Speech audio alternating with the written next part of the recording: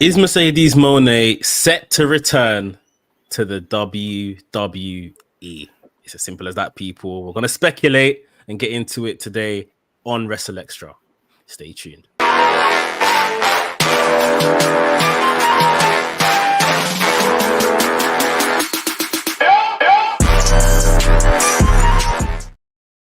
Yo. This is WrstlXtra. I'm your boy A Dazzle, the Black Wrestling Advocate. Always joined by my trios team, the Real House of Black, Mex, the WrestleManiac, if you will.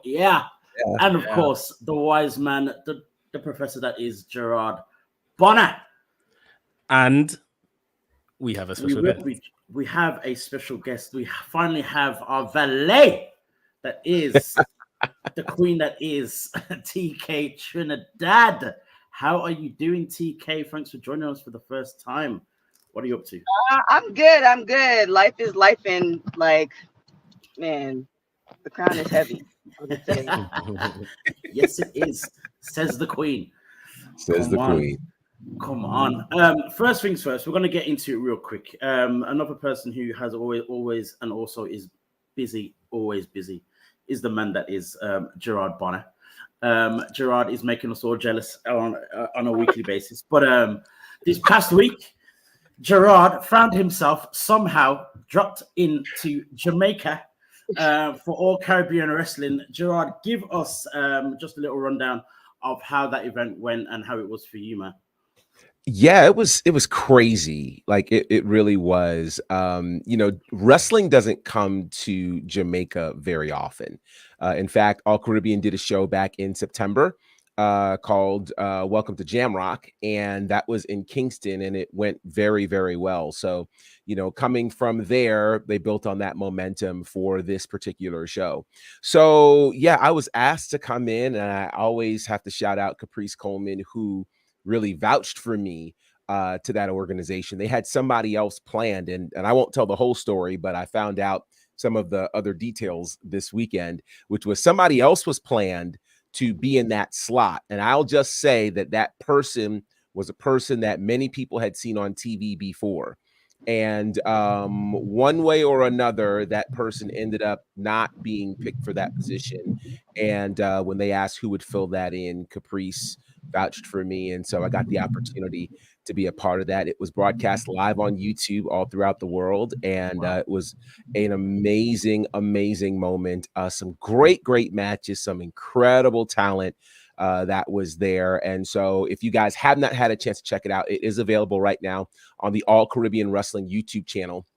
But it was amazing. It was absolutely amazing. My first international trip with pro wrestling. And I think I found a new family there with All Caribbean Wrestling. It's really, really exciting.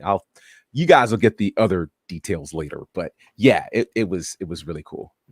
Nice. It's always nice to see our people, and especially with the mixing of the Caribbean as well, and especially of course Jamaica, where my parents are from as well.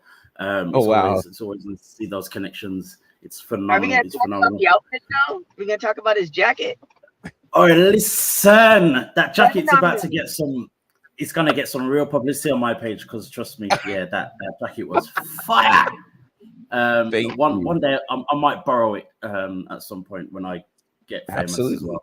Oh, whatever. I have to shout out my guy, Sir Algernon, who takes care of all of my blazers and things like that. And he, I'll brag on him for a second. He has worked with so many people. My God, Sherry Shepherd, and the list of people that he's worked with has been really insane. So, he and I met, back in 2010, and we've been friends even before he was designing. And so, when I told him initially about my foray into wrestling, and I kind of told him what I wanted to do, he's like, let's do it. And so, yeah, he's been taking care of me ever since. So shout out to him. We're literally going around the world now. Nice. Going back to TK, for those who don't know who TK is, obviously she's joining us here for the first time, but she's no stranger to this whole thing. TK, give us just a bit of a rundown of who you are, where you're coming from, what are you doing here? I don't know what I'm doing here, but I'm just I Toronto-born, West Indian raised as well. So yes, I too was jealous of the professor going to Jamaica. But you know, shout out to JB Smooth. Just a plug too. We did an interview with JB and Red Velvet talking about All Caribbean Wrestling, and they have a really, really dope promotion. Often, sometimes, and a little bit of a soapbox. Often, sometimes we are, you know, as a community, are clamoring for more Black wrestlers and more Black everything. And, you know, instead of complaining about it, JB has, you know, put his money where the mouth is. And it's not just for Black people, but, you know, giving Black people a space and an opportunity in places that we habitate beyond America. So that's just dope in itself. Mark Henry is also involved. Red Velvet was super kind in hopping on as well, and you know, talking about her experience. So you know, and then of course, I too talked up. You know, Professor is perfect for this. If you guys didn't watch it on YouTube, you definitely have to watch it. He has a lot of good dad puns on there because he is a dad. So it was all good. But with that being said, that leads me to how I know all of you guys is because of Women's Wrestling Talk, Women's Wrestling Weekly, which started in 2017.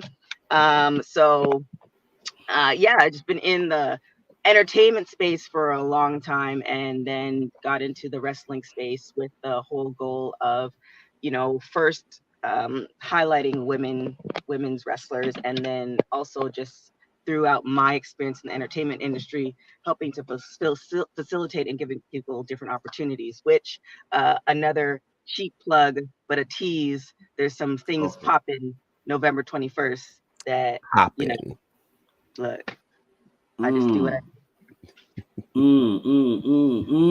Let's not get too much into it because we'll get too excited for this show. We'll be sharing that. We'll be sharing that as soon as we can.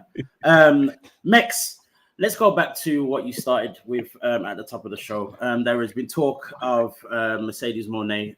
She has been missing from the ring since around May this year. Obviously, the last time we saw her was New Japan Pro Wrestling. She popped up at an AEW show as well, not too long ago. Mex, give us the information that we found out today and what's been going on and what could possibly be happening with Mercedes Mone. Well, the chatter from I think just before the weekend was Bushi Road. These are the company that oversees New Japan Stardom. There is nothing booked for Mercedes Mone. There are no plans as such. Dave Meltzer has obviously kind of clarified this as well and said, yeah, that's the message coming out from there. Now, you know, without trying to do too much, obviously there may not be any plan because she's injured.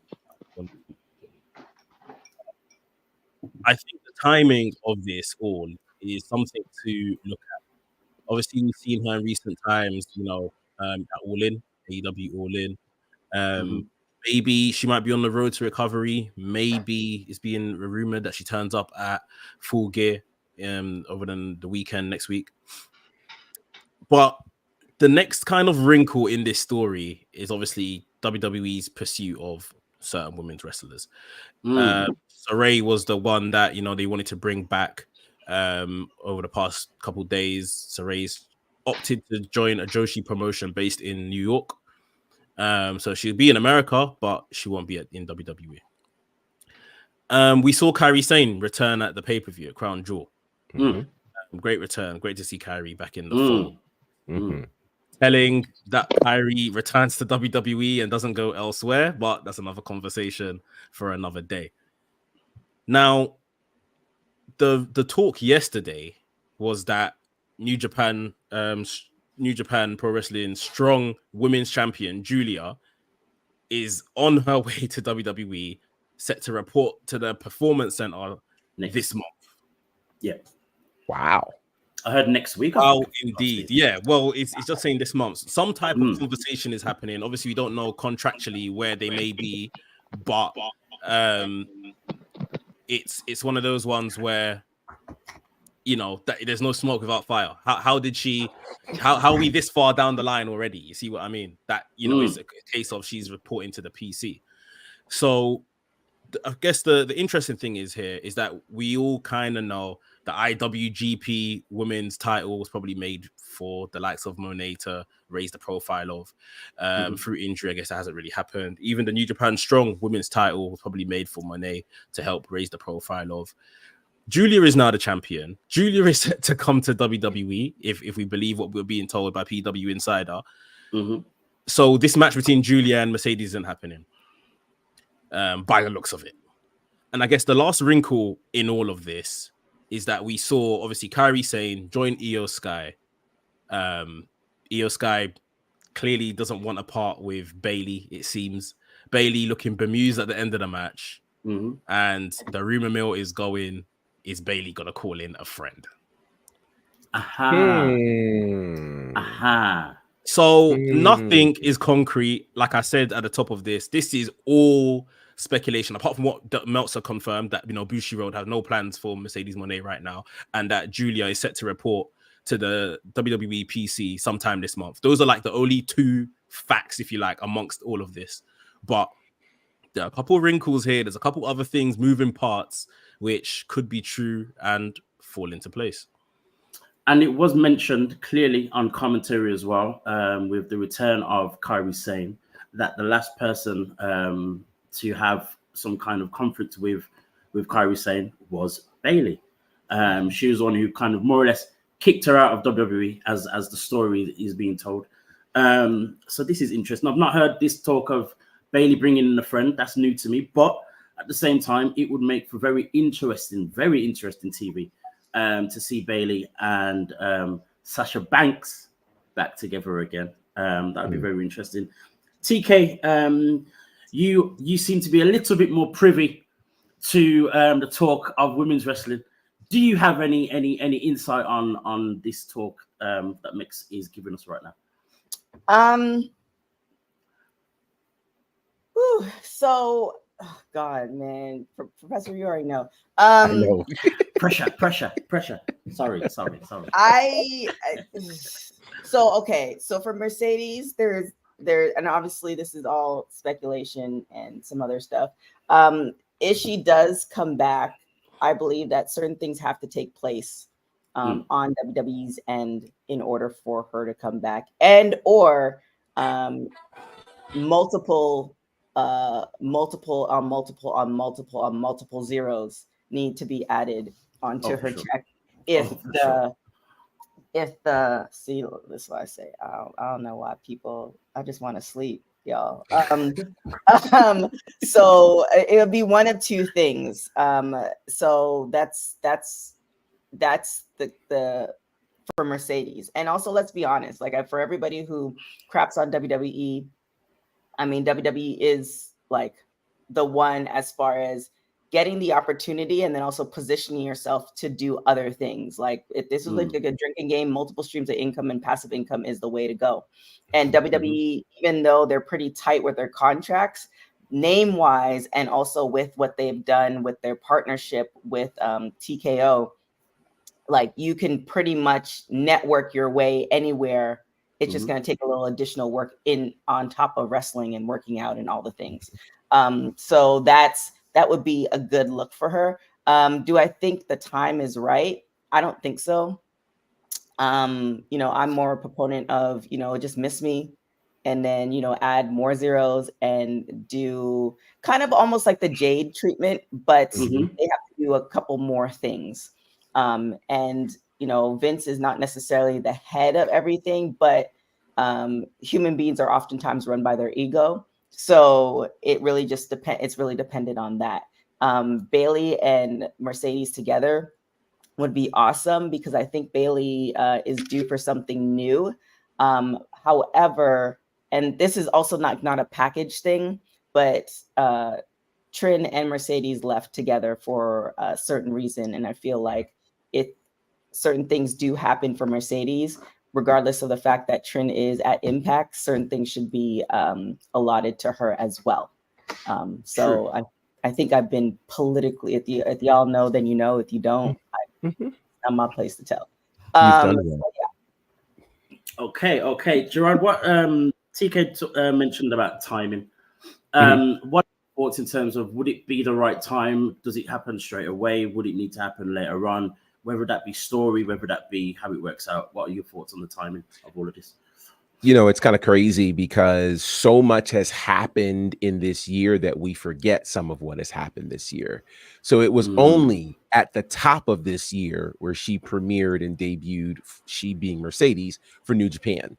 That wasn't a year ago. That was top of this year. She left WWE in May of last year. So in my mind, I'm just thinking there probably should be more time for her to be away, for her to even build up her stock even more. Because let's face it, and this is probably part of the conversation that nobody really likes. And we've said it, I think, on here before too. When Mercedes and Trinity left WWE and everybody was wondering who was going to go where, and it was announced that Mercedes was going to New Japan, I think everybody expected Mercedes to take New Japan on her back, become this absolutely insanely, unbelievably long, huge star, and Trinity would just be kind of floating somewhere in somebody's background. But the way that 2023 has played out, Trinity has been the one that has come out as the bigger star in pro wrestling, and really even outside of wrestling, because with this injury, Mercedes has just been away from everything. So with that, and then with all of this other talk, Kyrie already in, this talk of Julia coming in, talks of other people who live in Chicago potentially coming in. If I am Mercedes, I want to be the only talk in town. Don't loop me in with these others. It's like a couple of years ago in September when on the same night you had Adam Cole and Bryan Danielson and Ruby Soho all debut on the same night. All three of them, in theory, should have had their own debut. I don't think Mercedes is trying to be lumped in with anybody in a 6-week period, a 4-week period. No, if these people are coming in November, she needs to come at WrestleMania. Like, it just needs to be something where there is enough space so that she gets the kind of treatment she deserves, because she already left as a star. So now you have to come in as a massive, unbelievably, insanely large star. How do you do that? You can't do that lumping it in with all of these other people. And this is the thing that we mentioned as well, way back when Mercedes was gone, and then there was talk of when she's going to come back and all the rest of it. And we said so many times that this was perfect for her to be away from WWE, to do whatever she wanted to do, with New Japan, with Mexico, whether, you know, making appearances in AEW, all the rest of it, and come back as an undeniable star. For me, if she was to come back now, it wouldn't be incorrect, but it wouldn't be the way that we wanted it to kind of go. And I don't think it would be the best way. And there's still time for her to kind of build herself again. This injury has, you know, as you said, Gerard, you know, she's basically disappeared off the face of the earth with this injury. And we've mentioned about Trinity being a bigger star. Do you think it's only down to the injury? If Mercedes was still doing her thing, would we still be saying this same thing now? Mex, what do you think about that, actually? I think, yeah, if she was active, it would probably be a different story. Because she started the year off very hot. She made her debut for New Japan and Wrestle Kingdom and everything. She was, you know, we knew everything that happened. Battle in the Valley sold out. We didn't even have a match on the card or anything like that. And admittedly, like I was saying, they've kind of lost the direction, in my opinion, of these women's titles that they've made in Japan. Like, I mean, for Kyrie to just straight up come back, like, I think is telling. You know, there hasn't been much focus on that IWGP women's title, as I'm sure they would have liked. The same with the New Japan Strong women's title. Obviously, again, injury there caused, you know, Willow to have an opportunity, which was great for Willow, but it wasn't the plan. So I'm sure things would have been a lot different. We would have seen her in AEW for sure by now as well. I'm sure she was probably meant to slide into that Outcasts stuff that was happening earlier this year. Oh, thank God that didn't happen. Right. Terrible. So yeah, like I'm sure she would have been in AEW, you know, here and there, you know. So I think it's very it's a shame, of course, that things haven't worked out for her. But at the same time, just looking at the bigger scope of things, I think this whole New Japan, Western expansion hasn't really worked out. Maybe the likes of Strong is kind of fulfilling something in the US for them. AEW, with that relationship, it's like, even what we're seeing with the belts, the IWGP United States belt is out of here, and they're gonna create a new title at Wrestle Kingdom. So yeah, a lot has changed, a lot hasn't worked out. I want to see Mercedes back. I don't want to be cruel and say, this is a bust, it failed, blah blah blah. Obviously, we know she was injured, and that's a massive part of it all.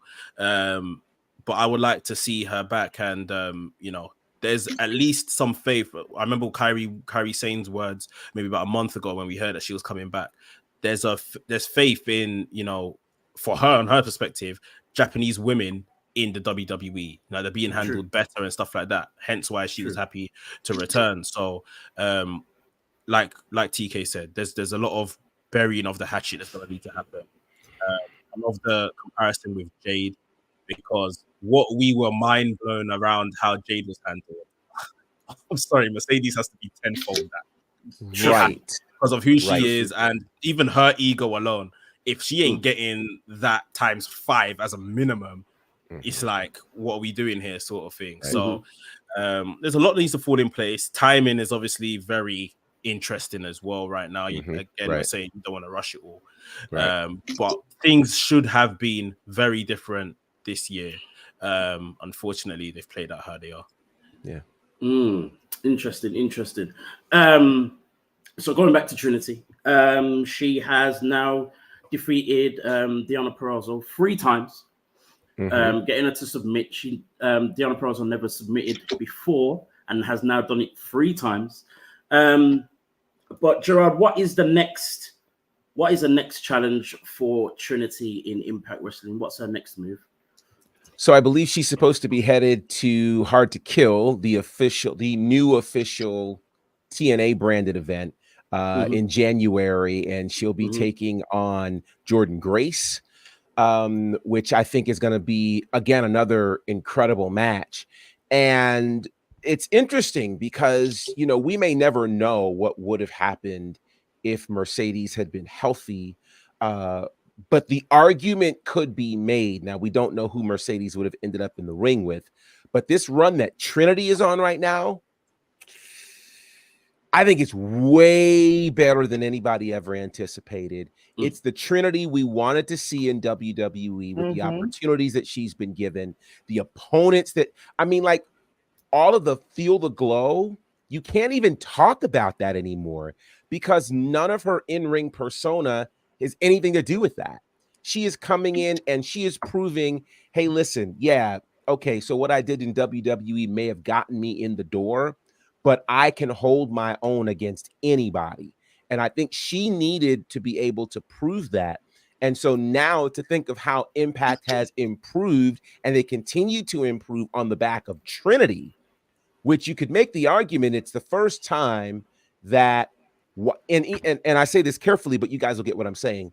While Impact has been a leader in women's wrestling, there's never been one central figure in Impact as a woman who basically led the company. Now with Trinity has moved all the numbers, moved all the needles to the point where they're comfortable enough now to go back to the name of TNA. That's Trinity. That is Trinity. And so I think Trinity has become that star that we all thought that she could be, and has taken a promotion who masters in women's wrestling on her back. And so this is a great, great time for her, and you now wonder, it's not that Mercedes couldn't do it, but I think this is why Mercedes has to stay gone longer. She has to be able to prove that she can do this in other places and not just in a WWE space. So what's next for Trinity? It's Hard to Kill, and obviously she'll probably have a title defense or 2 from now till then. But just had a very interesting thought. I don't even know where this would go, but this is an interesting thought. And that is, and since we've been just speculating for most of the show, what's the possibility that we see Trinity at Wrestle Kingdom? Ooh. I mean, it depends. like I'm not happy with New Japan and their women's division. I think they've sold us a dream. I'll just be very blunt and point like that. I think they sold us a dream. I think they sold those women a dream, and that's why it seems like a lot of them are now prepared to disperse into the United States and go to other places and stuff like that, because Stardom, even when we were talking about the other week about Stardom being, front and center a year ago or so when it came to the PWI rankings, where was that same energy this year? Like, you see what I mean? Like, so I don't think she would be in Wrestle Kingdom, Trinity, but I'm not sure how much of a focus they're gonna give that spot anyway. Last time women were on the pre-show with their brand new belt that you guys gave. Like, come on, do better. TK, so we now have we're in November. We know that Trinity is facing Jordan Grace in January 13th, I believe it is. Hard to Kill. What does she do in between this time? Gerard mentioned title defenses and whatever else. But does it already feel as though there's this guarantee that, she's going to be champion come Hard to Kill? What happens in this Impact has a way of surprising us. It's not as, WWE does it sometimes too, but sometimes we kind of predict the things that are, a la the Roman Reigns of it all. Like, we knew Roman's going to win, et cetera, et cetera. I think it'd be beneficial on so many levels to keep Trin as a champion for as long as possible. Not only is she, beloved by, melanated people, she's beloved by non-melanated people too. And us also other groups. So I think for the mainstream, like if you think about it, as far as Impact knockouts, all amazing women, but how many of them have been on Cherry Shepherd? How many of them have walked a fashion runway? How many of them have debuted on, several magazines and all the things, and how many of them have been on reality shows? So, and how many of them are attached to one of the greatest wrestling families ever? So she comes with a lot of things that, a lot of attachments that it's just beneficial to have her champion for a long period of time, because if you get her in those numbers, like, so say for instance, Trinity is a champion for 200 and whatever days, right? That in itself, or even you're looking at 300 days, that in itself makes Impact like this. We're doing right by what you all should have done with Trin, that you didn't. And there's a lot of questionable things, because we're all, I remember when, Trin was gone for a certain period of time, not due to injury, just gone. And then she showed up at like a Puerto Rico show. And it happened like 3 or 4 times before the championship happened and all this other stuff. So there's a lot of stuff on the back end that we have no idea what's happening. But as the viewers, we're like, she is deserving. And then also, if you take away, okay, she might not be as great on the mic. You've partnered people on with other managers before. Like, you could have done the same thing, or you could have added, like, there's so many different possibilities for somebody who was a 10-year vet that it didn't do right by her. And they could have used her in so many different levels. So I think Impact, it looked good on Impact to have her as a long-standing champion. However, they might do something else that will still have us talking. Because one thing, if you're a long-standing champion, but we never really talk about it, or we never remember it in one of the, these are like the great moments, then did you really do the job correctly? If you think of Sasha Banks, or Mercedes, she's had the champions for a short period of time, but we remember that. So it's kind of how they position the storytelling of it all. Interesting. Can I just add to that? Yeah. I always say this, and I will literally never forgive the WWE for not making her a champion in WWE sooner than later. Naomi was like one of the longest reigning FCW women's champions. That's correct. They brought her to main roster. Obviously, she was in a tag team for long periods. I will never understand. You have this Divas belt, which we can all have our opinions on the Divas belt. How was she never a champion of that thing? Like, it doesn't make sense. She waited like 7-8 years on the main roster before she won the SmackDown Women's Championship. And if you, and this isn't to now slight anyone else, if you think back to the lineage of people that won that Divas title and this, that, and the other, you have to say this is unjust. This is unjust. Like this isn't right, sort of thing. So yeah, Impact are almost TNA. They're almost, you know, right in the wrongs of WWE. They're you know, a great home for women's wrestling anyway. So you would like to think, you know, if there was ever the door of her returning to WWE, you know, the treatment would be tenfold as to, you know, what she was previously treated in that company. Definitely. Gerard, you was about to say something. Yeah, I was going to say the longest reigning Impact Knockouts champion ever. It's funny, TK, that you were talking, and you as well, Max, you were talking about things that we remember. Does anybody remember who that is? No, I don't know. That says a lot. That says an awful lot, given... No, it was Taya Valkyrie. Okay. Taya Valkyrie at 377 days. The crazy part is the fact that that's not something that we remember says a lot about that particular reign. And it says a lot about where Impact was as well. So I think at this point, you know, Trinity is at about 114 days. So we're talking at least another 9 months for her to cross that moment. And the good here's where I think she has the advantage over Taya Valkyrie. Pretty much everybody Trinity gets in the ring with right now is a first time ever match. So our brains get to go a lot of places as opposed to Taya having to fight some of the same people over and over and over again. So I think, again, it's a win for Trinity and a win for Impact for her to remain champion for a very long time. Because at least Impact has enough women for her to fight that we would remember, you know, these kinds of matches and these kinds of moments. I think that has to happen for her. And if it doesn't, it won't be bad on Trinity. It'll be bad on Impact. Definitely. Speaking of Trinity and the things that WWE could have done with her, remember that there was talk of, you know, Trinity being involved in, like, say, the Hurt business, or maybe in the bloodline and blah, blah, blah. But someone else who kind of seems to find herself in the space of Bobby Lashley is B-Fab. We saw on SmackDown her ask to talk with Bobby. Max, what are you expecting for B-Fab and Bobby and the Profits with this one here? I don't know. I was gonna say, don't do this to me because I don't know. I don't know what I'm expecting. When I saw her approach him, I was just thinking, huh? Like, but the Street Profits had a similar reaction, sort of thing. I mean, it's cool. We need to involve Asante Diadonis, B-Fab. You kept them on, so yeah. True. Let's see them get used.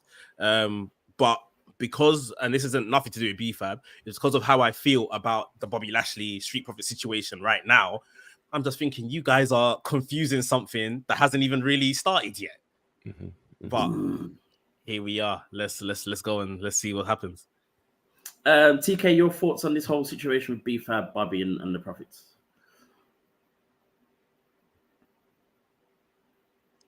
She's muted. she's waxing poetic. That part. Multitasking again. What was the question? What are your thoughts on B-Fab joining with Bobby and the Profits and this whole situation with them anyway?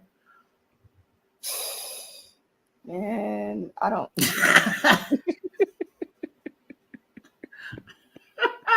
This is a safe space. I don't know if it's that safe, but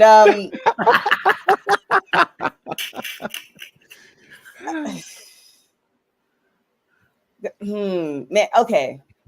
So B-Fab is talented. I feel like with Hit Row, she had like a lane. And obviously that's, you know, kind of defunct now. I kind of almost feel like we should send her back down to NXT to really find her own character, because being attached to a group every single time, and I don't think we're going to have the era of WWE where they're constantly firing people all the time. So I think we're going to have more longevity with a lot of wrestlers. We were talking about it yesterday as far as wrestlers having multi-year contracts and stuff like that. But I think maybe sending her back down to NXT to really develop her as a character, whether it's in a more manager role or a wrestler or whatever, would be beneficial versus just attaching her to another Black group. Interesting. Interesting. B-Fab has never really had any kind of real push in the ring. Gerard, why do you think that is? Is it down to injuries? Is it down to her just not being available? Like, what do you think that might be? If my memory serves me correctly, as they were, I feel like this was happening either as they were switching to the 2.0 era or right before Hit Row left, and I can't remember chronologically which was first, but I do remember a small handful of matches that she had in NXT. And, you know, you could tell she wanted to work. She wanted to do something. She just needed more opportunities and more matches. And so I think, just like anybody else, you know, if you get the opportunities to apply your craft, then you can make it happen. I would hope that if that's something she's interested in, that she could get that opportunity. I'm not sure where her interest lies at this particular point. If she's more comfortable outside of the ring, you know, being someone who just distracts somebody, being in a support role. Like, I'm not sure what is better for her. But so that might be why we haven't seen her really in ring. You know, like if you look at the transformation that Maxine Dupree has made, you know, to going from an outside of the ring character to being somebody in the ring. Again, someone who obviously must have wanted it. You know, Lana was one who wanted it, you know. And so I don't know if this is an issue of whether or not she wants it or not, because that I think could be the thing. I do know this, though. Her hanging with Bobby Lashley and the Street Profits, a certain Luther Vandross actually comes to mind, because I think a house is not a home, a chair is not a chair, and a group is not a group without a name. And the fact that they still don't have a name, maybe, just maybe, B-Fab is the one who could take all that she did from Hit Row and stick a name on these guys. Maybe that could be her contribution to this group. Because right now, anything else, yeah, chair's not a chair, house is not a home, and I'm good. And you know what? To be fair, if there is an addition, it's more than likely going to happen. An addition of B-Fab to this group as well. They have to have a name now. They can't come out as Bobby Lashley, the Street Profits, and B-Fab. Right? We can't keep saying that over and over again. There's not enough space on the lower third for all of that. Exactly. There isn't. I mean, come up with something. Good Lord. Yeah. Going back to NXT, the massive question on everyone's lips is who attacked Trick Williams, or as I would like to say, who actually whooped that trick. So we saw at the second week of Halloween Havoc, when Carmelo Hayes was facing Ilya Dragunov for the NXT Championship, it was Trick Williams who indirectly cost Carmelo the match, and obviously then, you know, stared down Melo in the ring. Let's put our investigative heads on. This is CSI BWA right now. What do we think happened to Trick Williams? Who attacked Trick Williams? Is it Carmelo? Could it be someone else? A Baron Corbin, maybe a Dijak? Could it be someone else who returned just last week? What do we think is going on here? Mex, what are your thoughts when it comes to Trick Williams? I mean, WWE love a whodunit. You know, from the beginning of time, this is their bag. Wow. Yes. I'm very confused. I think obviously Trick coming out during the main event, music hitting, Carmelo absolutely selling it on his face like someone's just risen from the dead or something like that. I think that's almost like a bit of an oversell, maybe to send us down a road that's getting us thinking it was Carmelo, and maybe, you know, Trick came in and sheepishly kind of greeted him like I've got an eye on you sort of thing, or I know it was you, but I don't want to, you know, ruin your name value or whatever in NXT. I don't know, but I think they're trying to send us down a road sort of thing. I think, and what it seems so far, how it's played out, is that maybe Carmelo's mouth is going to get him more into trouble in regards to, you know, I'm better than Trick, or one of these outbursts that he keeps making. That's probably going to be the nail in their friendship coffin, if you like, more so than he's the person that done this. However, I still don't know who the person that done it actually was. There's a few contenders, you know, I would say throwing names into the hat. Lexis King, maybe, to, you know, get his name on the map sort of thing. Not a bad one. There could be other people. Obviously, we saw Baron Corbin attack Dragunov backstage after the match and stuff like that. He could be doing that because Trick was like a contender, you know, sort of thing. Maybe someone else that, you know, has been working elsewhere, or whatever the case is yet to come in, yet to debut, whatever. I don't know. I think they're playing it really close to their chest. But when I saw that Carmelo oversell of, oh my God, he's here, I thought, yeah, I don't believe it's you. Let's go through some of these names. So obviously in that four-way match, it would have been a four-way match if had Trick been a part of it. You had Carmelo Hayes. You know, everyone seems to think it's Carmelo Hayes. He seems to be like the number one suspect, but I think that in itself tells us that it's not him. Dijak was involved. He's got, you know, of course, a history of attacking anyone and that gets in his way. Baron Corbin, but he's kind of just plainly said, if it was me, I would have done it in front of him. Everyone would have seen it. I'm not trying to hide anything. But then you've got a certain guy who returned the other day by the name of Wesley. Now, this one's a little bit of a red herring, but at the same time, there's a reason why he could be. There's a reason why he probably wouldn't be. So obviously he came back and he attacked Dominic Mysterio, coming back for the NXT North American Championship.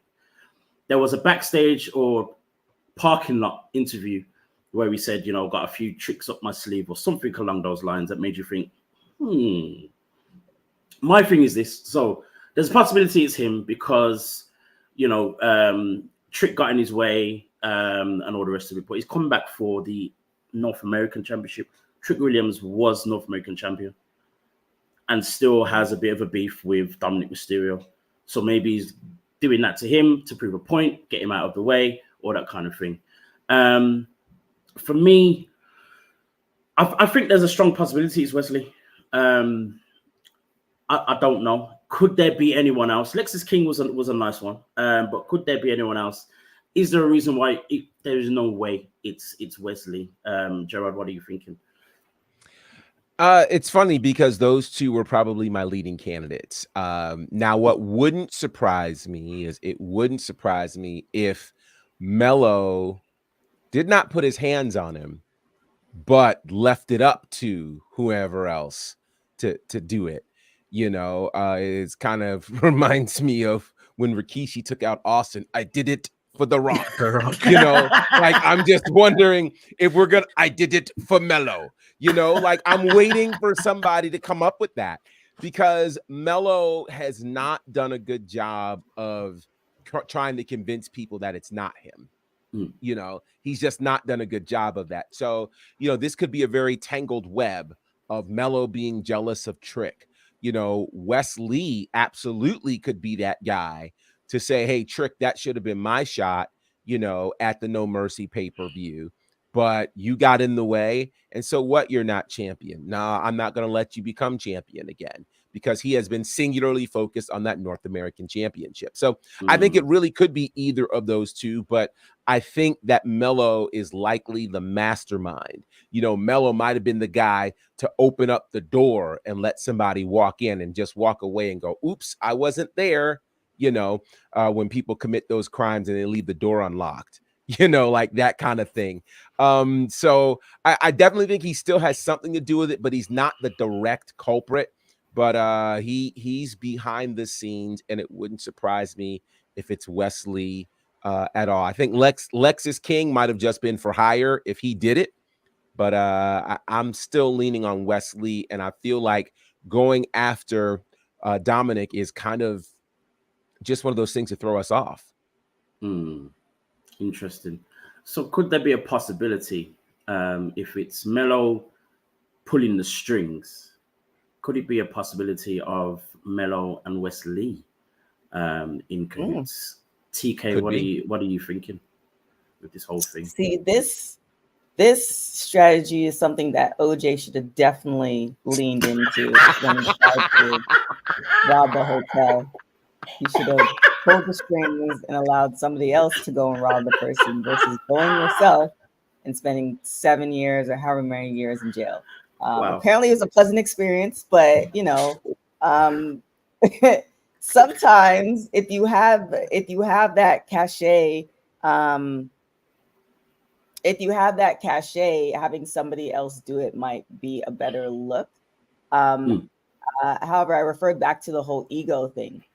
And no offense, I mean, you guys, to guys, but you guys tend to carry more of an ego. You guys often get, women often have to stroke your ego just to get stuff done. It's annoying.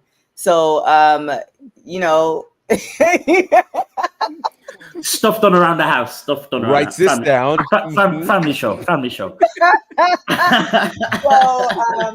with that being said, I feel like, it probably was. I don't know. I'm kind of buying into the combo.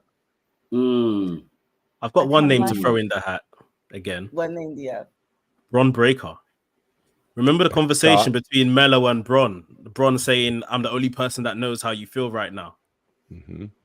There could be some type of alliance there to, and Bron's just been beating up everyone, sort of thing. Mm-hmm. So it could be something there between the two of those. Like, we know we're going to be the top 2 stars from NXT for years to come. We're going to do WrestleManias. They've said all of this to each other, but all of a sudden, Trick is trying to poke his head through and get involved. And be one of the, turn this twosome into a threesome sort of thing. So if it's like Bron takes this guy out sort of thing, then possible. Interesting. And you know what? The beauty of this whole thing is that it could be absolutely anyone. Like the reasons behind it all. The reasons behind it all could be anything. Because again, go back to Wesley.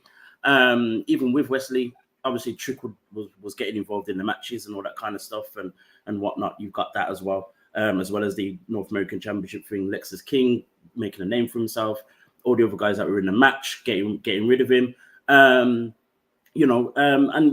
with how Trick Williams won the North American Championship, he kind of inserted himself again. So it could have been any of those guys that were involved in that match for the number 1 contender as well. So it could even still be Dominic Mysterio. Maybe they could find a reason to make that happen, to make it work as well. And I think that's the beauty of it. Do you think that we'll see any kind of answer, or do we have to get an answer on tonight's show in terms of who attacked Trick Williams? I'm opening it to anyone. So. I think that's the beauty of it. Like we were saying, the beauty of it is it could be so many different people. And that's actually what makes a really great story. Oftentimes, and I know some people just give me the wrestling. I don't care about the story. I'm definitely more of a story person. And I think oftentimes when the story is so good that you don't have the answer, like think of all the matches where you go into major pay-per-views or just shows in general where you legitimately don't know, like you are literally watching because you legitimately don't know who is going to win. Like it's on either side and how the match is played out and all this other stuff. I think that's the best. They can't give us that every match because that's kind of almost like the thing about the story you have to move the story forward. And we've all lived on this earth enough to, life wrestling with the storytelling is a parody of what our life looks like. So I do like the fact that we don't know. And I don't mind getting stringed along a little bit more because there's no one person that we know. It's one thing if we knew, okay, it's definitely this person because they gave us all the breadcrumbs and we know. And it's just or a matter of breaking the fourth wall for us to say that, right? Versus nobody knows, like including the people within, the wrestling universe. So I like it. I don't think they should say anything. I think they eventually should say something, but they can stand to keep it going for a little bit longer. Anyone else? I think the old NXT Anonymous is going to reveal who it is. Yeah. Whoever that person is always snooping around and sees something. So, yeah, they might not have CCTV backstage, but they've got NXT Anonymous there. So. Exactly. Yeah. Oh, wow. Let's keep our attentions on NXT. We also saw it at the second week of Halloween Havoc, the final of the NXT Women's Breakout Tournament. Kaylani Jordan unfortunately lost to how forgot her name? Lola Vice. Lola Vice. Wow, how did I forgot her name? Lola Vice. Gerard, at any point did you feel as though Kaylani was going to win? Was this the right choice by NXT for Lola Vice to win? I do feel like it was the right choice. I feel like, Kalani certainly was getting popular after the whole storyline that was going on before that, personnel change happened. Let's call it that. And so then she was kind of forced to stand on her own 2 feet. But I think we all knew even at that point, she was still very, very green. She's still getting opportunities to wrestle. Meanwhile, Lola, coming from an MMA background, already has that combat experience. And so I think she was certainly favored. I think, even in WWT land, we were able to look and see, okay, yeah, these two will likely make the finals, though the road there was a lot of fun. And I think, again, with this tournament, it was done right because it made more than 2 people. We walked out talking about several women from that tournament. Jada Parker being one of them. Carmen Petrovich, God be praised. Carmen Petrovich, coming through. Like there were a number of talents that came through this. Danny Palmer, Ariana Grace. Like the fact that we can mention almost everybody in this tournament speaks volumes to what has been done. I think in this case, Kaylani Jordan not winning, is akin to not winning American Idol. If you don't win American Idol, it doesn't mean you won't be a star. Right. Some of the biggest stars didn't win American Idol. Fantasia being one of them, So I think there's still plenty of opportunity for Kaylani Jordan. She's likable. She is kind of the good girl who's wildly athletic. She fits that particular bill. People like to see, people of that nature win and find success. Certainly we like that as well. So I think it's the right move for her. And meanwhile, Lola, I think her star is really starting to rise and she's starting to really shine. So I think they got it right with this one. You mentioned obviously women that have, not won, but still been successful. Of course, Tiffany Stratton is a former NXT women's champion. Kiana James also won the NXT Women's Tag Team Championships. Are we seeing almost like a guaranteed level of success for Kaylani Jordan? Is that a possibility, TK, do you think so? I think the women, if we were just staying within the WWE universe, I think the women in NXT, it's just a different track. We had obviously the divas and, they were dealing with their set of, not their set, but society's set of how women wrestlers should present themselves. And then we had the four horsewomen kind of breaking down those barriers and still dealing. We just had the whole thing about Trinity and stuff like that, still dealing with how society presents them. Now with the women in NXT, it's a different era. Like in the next 5 years, the conversations that we've been having as far as more women's wrestling and all stuff like that is not going to be as much of a conversation because it's just going to be a part of what's happening. Like we might have a main event that is a women's match and we might not, but it's not going to be so far and few in between. It's just more of which is the better story, which one's going to be the bigger draw. That's why it's called a main event. So I think, like Professor was saying, the women that came out of this tournament, it's just like we're getting to know their names and we're now all included in their rise. And obviously not all of them are going to make it, but we have all witnessed it. Like if you think back to the Mae Young Classic and seeing all, like you go back and you see Bianca and you see Tony Storm, you see so many people that either made it in WWE or made it somewhere else. But the fact that you saw that, because we had a post show on that for AfterBuzz when I was there, And seeing all the women do so many different things is an amazing thing to see. So I think, you know, being part of that, to be able to witness that is a good thing, and how they presented it is a good thing. And I think I made mention to it, I think last week, where I feel like this breakout tournament is what is a hybrid of what the Mae Young Classic was. Yeah. We can't mention Miss Parker without talking about Miss Parker. I'm sorry that this just what I do. But there has been talk.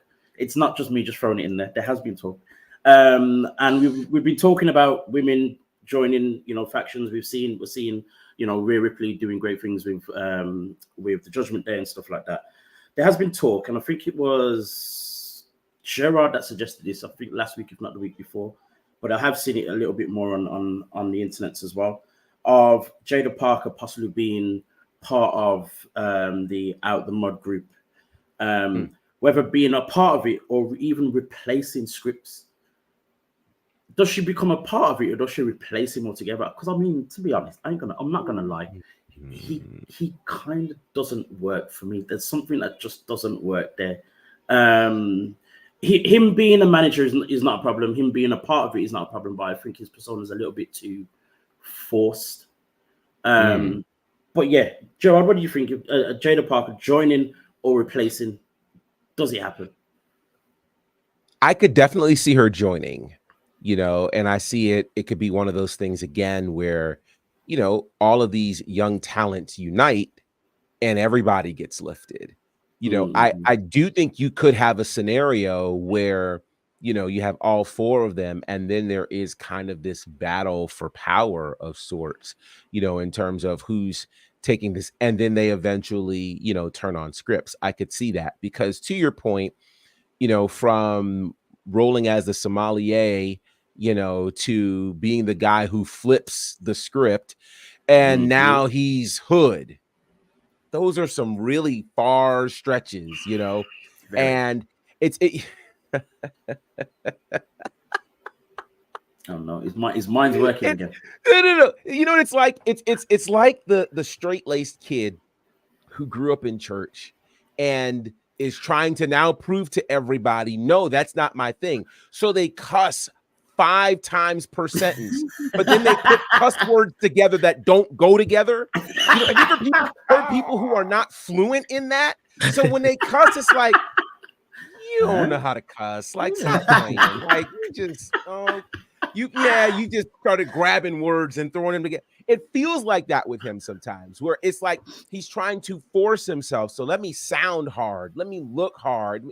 Like, nah, you were just a sommelier, you know, and then you were just hanging out with Axiom, like, oh, we're cool. And, you know, we were just flipping around.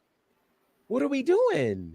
You know, so I could see that. I could see that happening, where Jada Parker kind of comes in and takes over. It would make sense.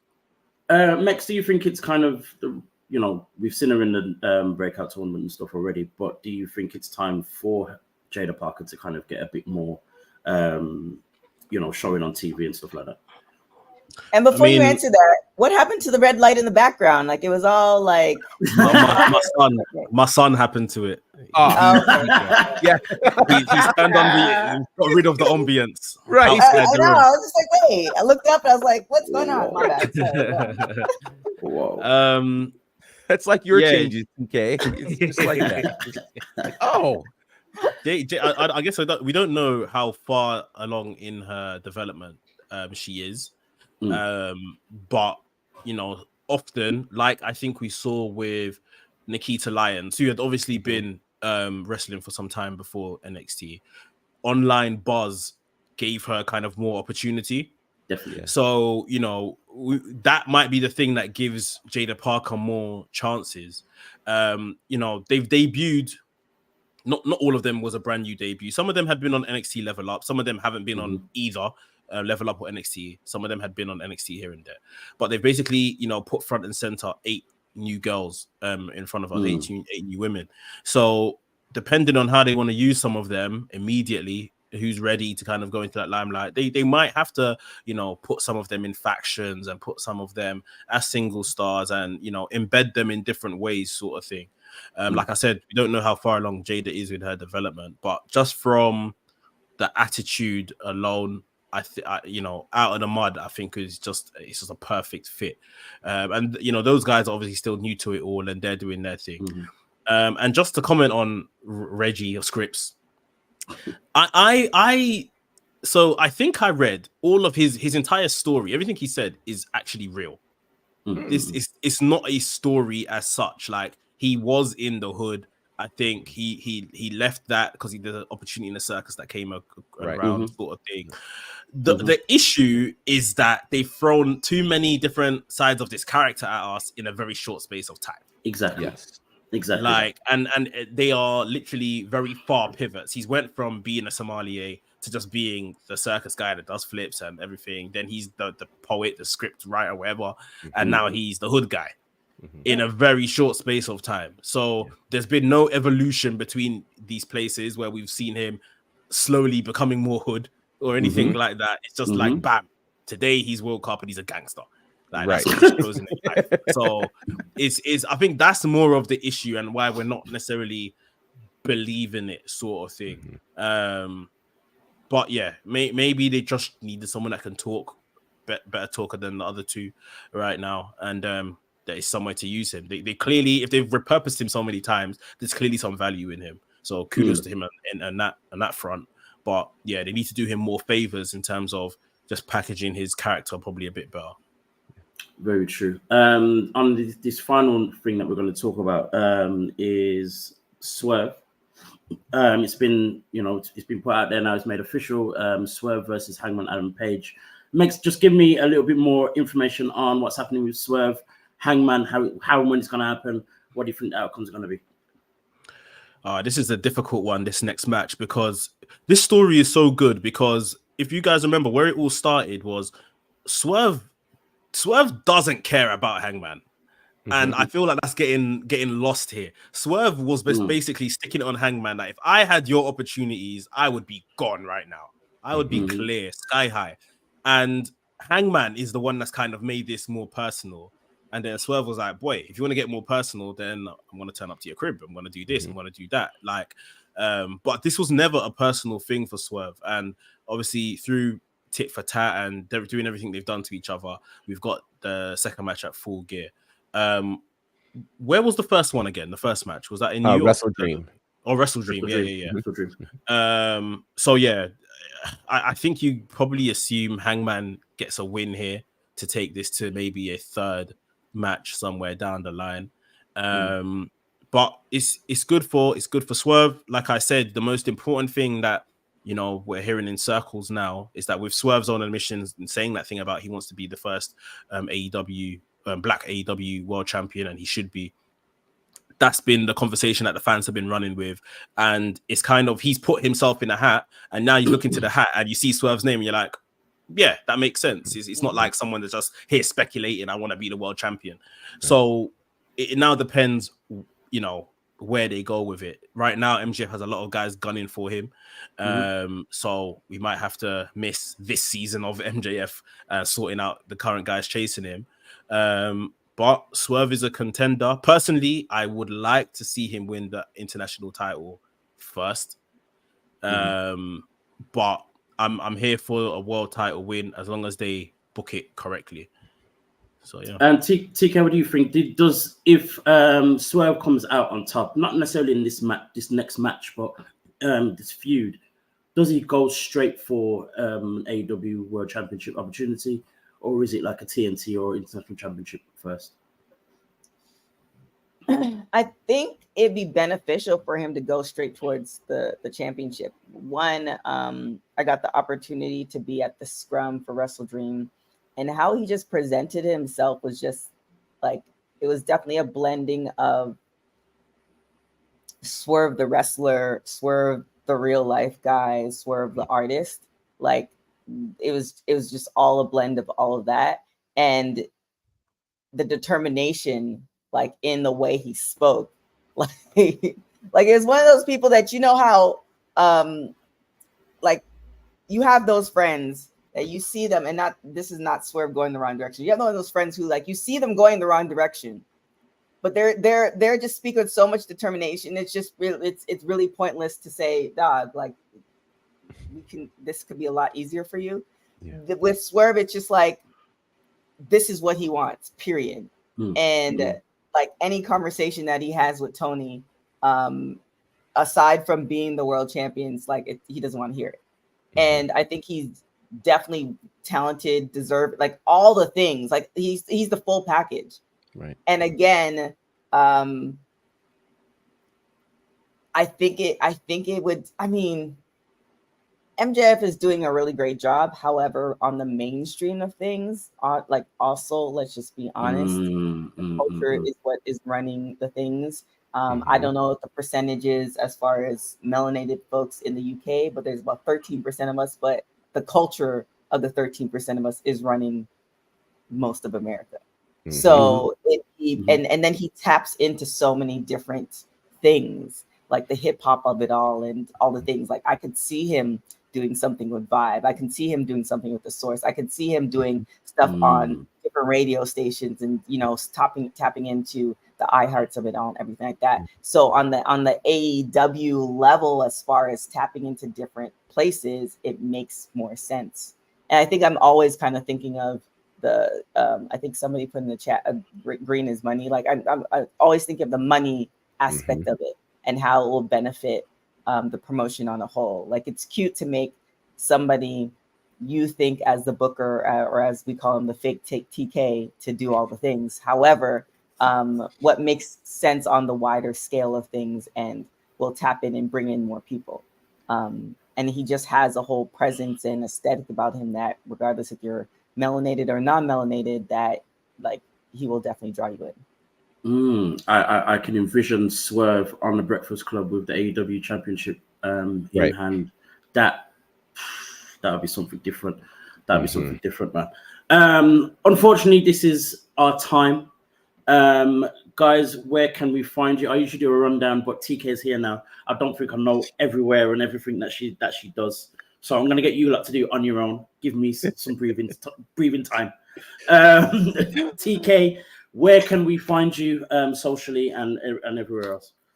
I mean, I'll keep it simple. You can just find me on everything. Wrestling wise, go to Women's Wrestling Talk, womenswrestlingtalk.com for the website. We have a giveaway now. So if you are a gamer and you want the WWE 2K23, the Elite Edition, you can go to the website to win it for free. So you can definitely check that out. Check out our social medias. We have all the things. We have WWT Live, our news show, where the professor, I agree with you. The professor is everywhere. He's on our show too. He's in Jamaica. He's on our show. He's everywhere. So you can check out WWT Live. We just actually debuted a new show today called Deep Dive, where one of our new hosts, Candace, she's actually breaking down the Women's NWA Championship from beginning to right now. Oh, little professor. Yes. School was good. It was good. I just smashed pumpkins. You smashed pumpkins? Yes. That's great. I'm on a show right now, though. Can I go on See? a show? I want to get a show too. You do. Well, just say hi. Come say hi. Say hi. Say hi to everybody. Say hi. I need your headphones. You need my. It's not proper without the headphones. It's not. Yes. What's up, little man? You okay? Yes, I will smash pumpkins. Nice. Wow. Nice. Yeah, Smashing pumpkins. I was. And it was so amazing. And I can't believe that I smashed pumpkins. Well done to you for smashing pumpkins. Can I finish this show? No, No? I still have a show right now. You're live, Jax. But we're live. I'm live. You. Yeah. I'm live. Because, yeah, because we're alive. Because we're trying. Well, since you can have your headphones, but one of them doing the show, okay? So, I did. Well, I went to there and to another place, but I'm not live because. Okay. Anyway, so I went to there and I went to another one to each. I went to the airport last night and I got one to each. And especially with you guys. But since we did that and we went to one to another, and I went to the pins of the King of the Crown. Okay. All right. King of the Crown.